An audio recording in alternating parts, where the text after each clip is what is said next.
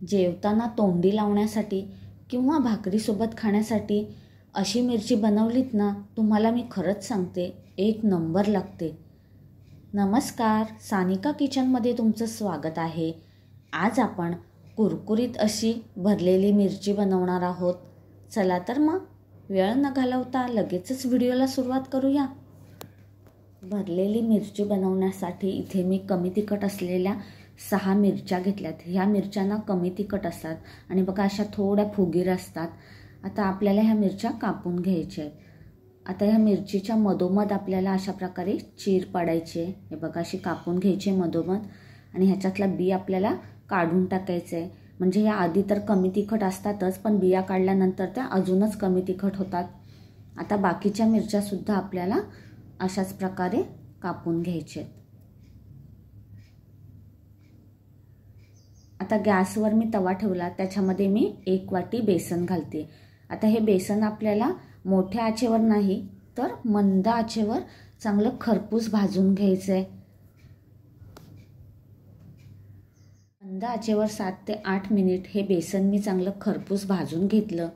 आता आपल्याला गॅस बंद करायचं आहे आणि हे बेसन दुसऱ्या भांड्यात काढून घेऊया। आता ह्याच्यामध्ये आपल्याला पाव चमचा लाल तिखट घालायचं आहे, पाव चमचा हळद घालायची आहे, चिमूटभर आपल्याला हिंग घालायचे आहे, अर्धा चमचा आपल्याला ह्याच्यामध्ये धणेपूड घालायची आहे, अर्धा चमचा बडीशेप पावडर घालायची आहे, थोडी बारीक चिरलेली कोथिंबीर घालायची आहे, चवीप्रमाणे मीठ घालायचं आहे।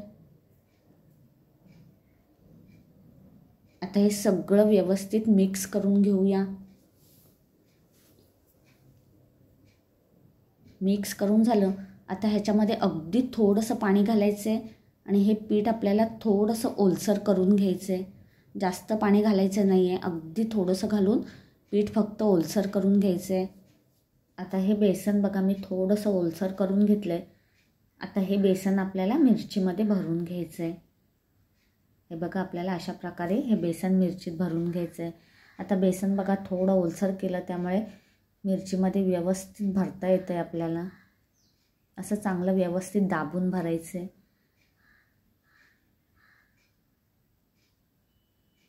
आता दुसरी मिरची सुद्धा आपल्याला अशाच प्रकारे भरून घ्यायची आहे।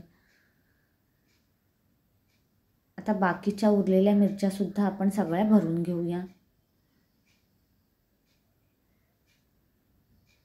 आता गॅसवर मी एक तवा ठेवला आणि त्याच्यामध्ये मी 1 पळीभर तेल घातलंय।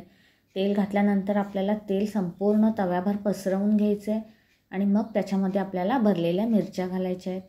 आता इथे बघा मी ह्या सगळ्या भरलेल्या मिरच्या एकदाच घालून घेतल्या। आता मंद आचेवर 3 ते 4 मिनिट आपल्याला ह्या मिरच्या अशाच ठेवून द्यायच्या आहेत।